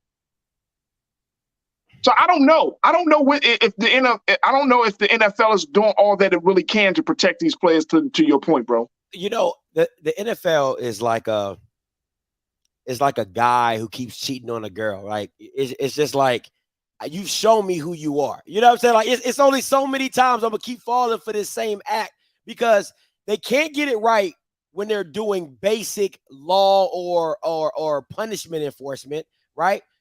It took the NFL PA players and former players to sue just to get concussion money from found sources and found reports of CTE for them to have medical insurance and things like that.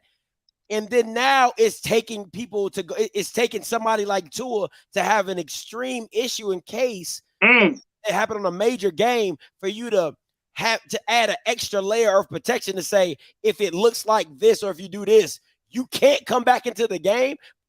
It is the NFL is just showing you time and time again that it just can't get it right on its own. So it has some of this power has to be taken away from the shield, from the owners, from the commissioner, and given to a third independent party. They got the money to pay for it. They make billions, you know what I'm saying? So that's how you know when somebody says, you know what, I can't do this. You know what I'm saying? Let's turn this over to somebody else. They can do it at a better rate than what we can do. Right. There was a piece that was written back in 2016 when they were talking about this. I'm looking at the Washington Post, and it says the NFL's new concussion protocol can protect players if teams won't follow it. Now, this was in 2016. And I want to get your take on this, Scotty, because if it really comes down to the team saying, we're going to make this a priority, right?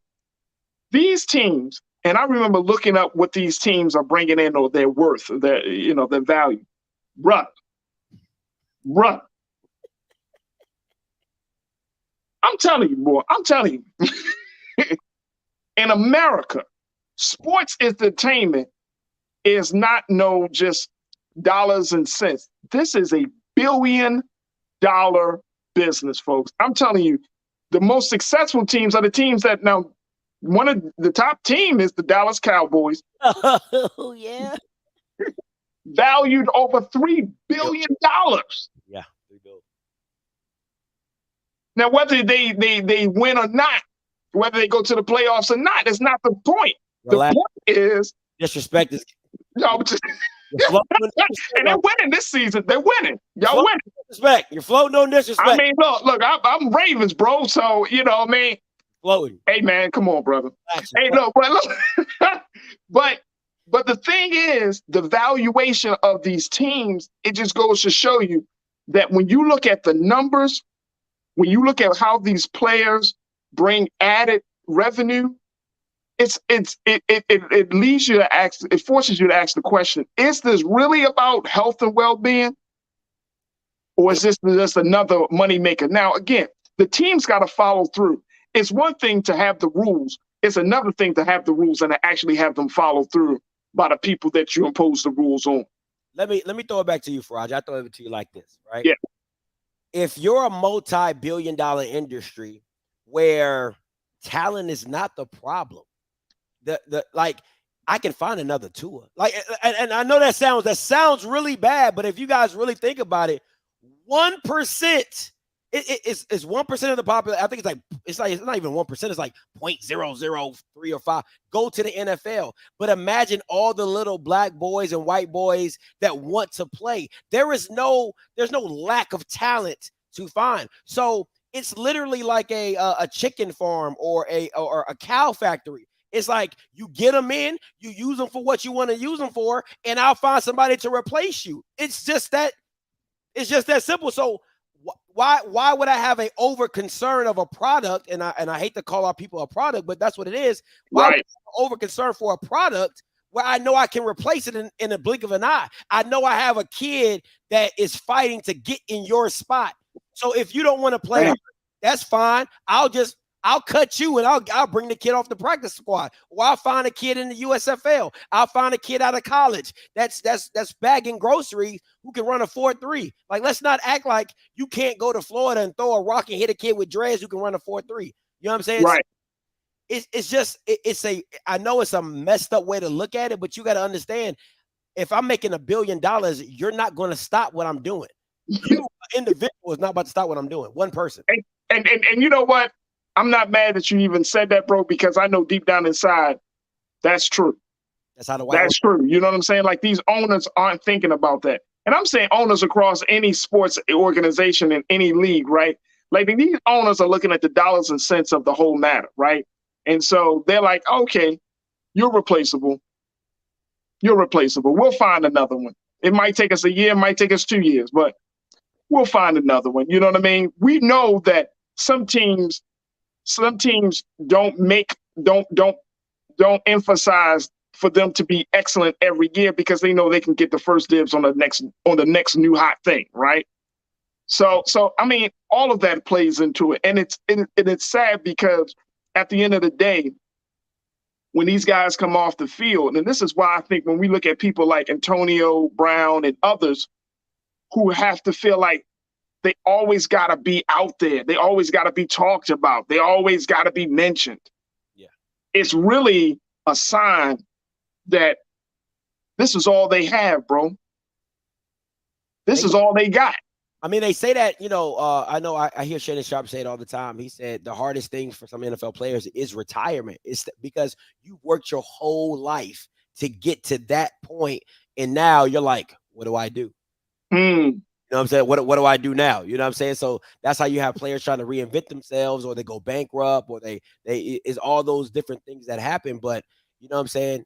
It's a tough thing, man. It's a tough thing that you work your way your whole life. You know, your dream of having this NFL moment, you play 5, 6, 7 years, and it's over.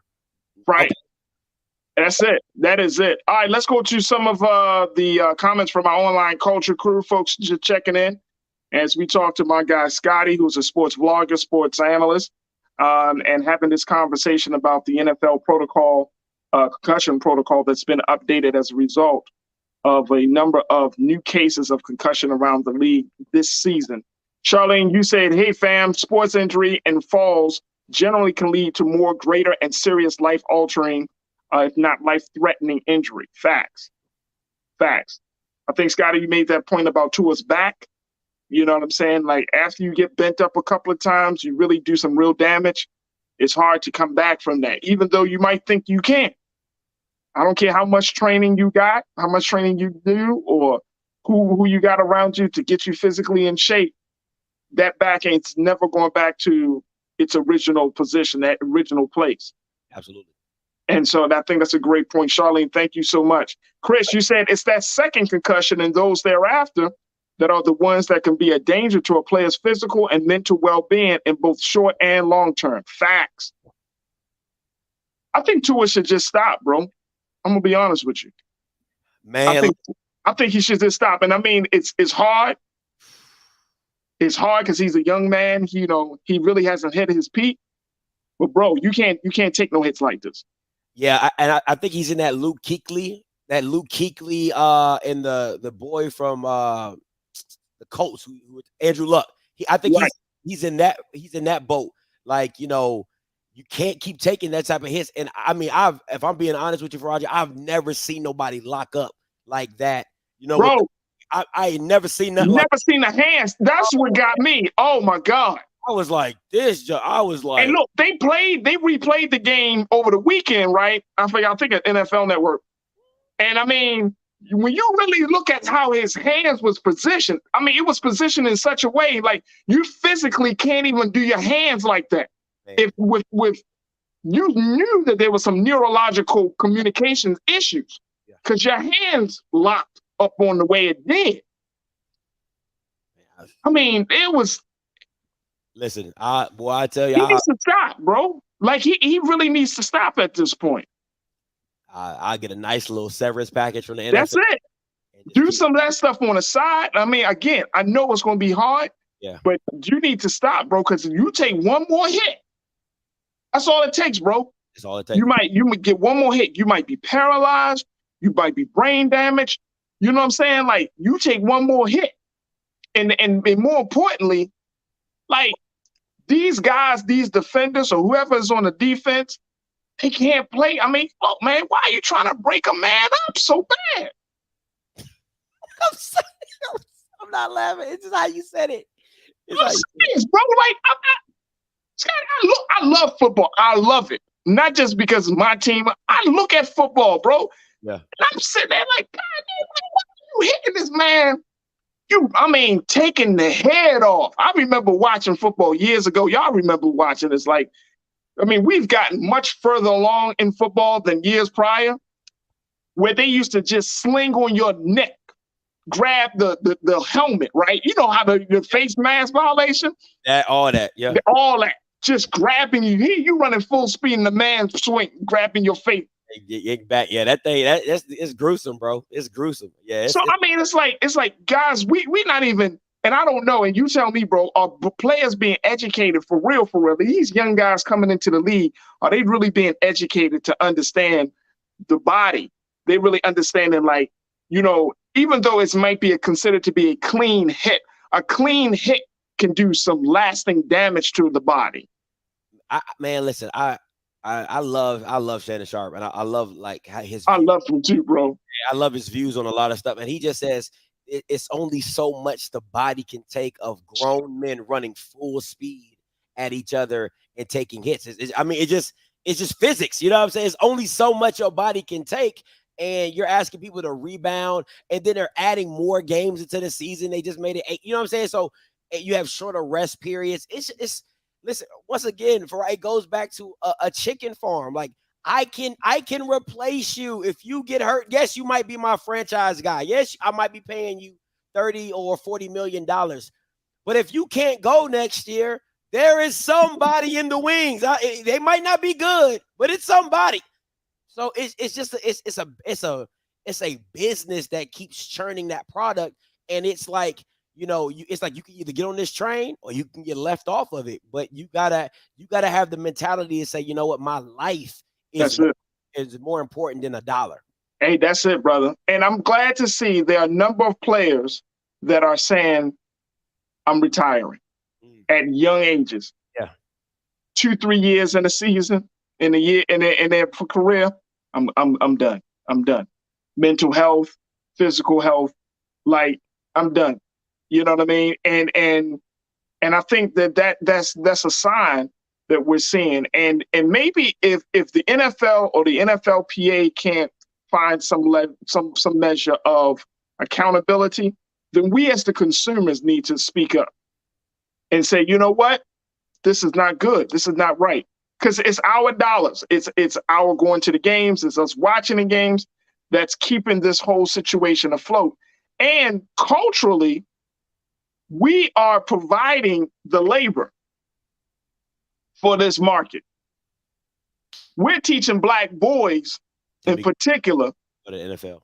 Yep. to get them primed up to go to the NFL. We're teaching them that. And that's a cultural part of that. So some people might say, well, that's how you can change your way in your lot in life. But it doesn't have to be. Especially, would you send your son? And let me tell you, bro, my son is 9 years old. People always ask me, is he going to play football? My son loves soccer. I don't think I'm going to let him play football. I've had football coaches tell me, don't let him play till he's like 12, 13 years old. His body gets a little bit stronger, yeah. Right? And then they even said, Faraji, that's if you let him play, but he don't have to play. Like, I'm not going to force him to go into a space like that, because on that level, and you probably seen it as well, them young boys have less rules and regulations. Boy, and that's a hell of a thing to see a teenager suffer from a concussion. That's a hell of a thing, man. Yeah, especially when they don't have the voice. Right. You know what I'm saying? That's a great point. Don't have the voice that a grown man has to tell a coach, hey, coach, I'm not right. Like, something's not right with me. You know what I'm saying? Because as a coach, all he cares about is winning the game. I'm not saying every coach is like that. So if you got people in here coaching, I'm not saying that you guys don't be taking care of it. But there are bad apples, just like there's good apples. So let's not play this game. So they don't have the voice. For me, though, Faraji, I'm going to tell you straight up, man. Try to get my son in some baseball, baby. Like, hey, listen. Long money. That is some long money. What would you talk about? See, Black people, we got it backwards. We got it backwards. We need to start funding the Dominicans got it. The Hispanic Dominicans, they got it. We need to start pushing our families over to the baseball. I'm trying to get my son to throw a 90-mile-per-hour fastball. You know what I'm saying? Get a $200 million contract. Take care. I see that. I'm feeling the same way. Like, boy, if you want to, and he likes baseball too. I was like, say, if you like soccer and baseball, that's different. That's a different type of flow. You know what I mean? Like, you're right. Them baseball players, those players get paid that long money. You're like, whoa. But I always had this discussion with a lot of my friends. I'm like, what's so wrong with putting our black kids in tennis? What's so wrong? What's so wrong with putting our kids in golf? I love golf. Like, I picked it up late as I got older. What's wrong with putting our kids in swimming? What's wrong with putting our kids in, I mean, of course we do a track and field, we killing that, but I'm just saying, like, those sports that are actually a lot easier to go pro in. It's a lot easier to go pro in soccer. You can go overseas. You can play, same thing in baseball. You can play it overseas. You can go to Japan. You can go to, Mexico. There's a lot of places to play it, but we always want to pick the most difficult sports to go pro in. Right. When there's a lot to go pro, and you can go pro in tennis, you can go pro in golf and things like that. Yes, it's a lot more expensive. We do understand that, teaching and coaching and things like that. But I just think that as a culture, we kind of need to start funneling kids in other directions and giving them those different outlets. Absolutely. Absolutely. Scotty, man, this is always a pleasure to have you on. Tell everybody how they can tune into your show and everywhere they can keep up with you at. Hey, listen, you can follow me on Off Script. You see the show right here on YouTube. You can catch me on Twitter and Instagram as well as Off Script. Listen, I'm not everybody's cup of tea, okay? I'm just telling you that right now. Don't come on my channel talk about some. I saw you on Faraji. I thought you was going to be introspective. I ain't Faraji, okay? I'm going to hit him. Listen, I'm just telling you right now. I got a thing. I say, if you don't like nothing I say, you can unfollow me. Okay, you can unfollow me. I don't play them games, so don't waste my time. Hey, yo, play that one more time. If I make you feel type of way, unfollow me. Okay.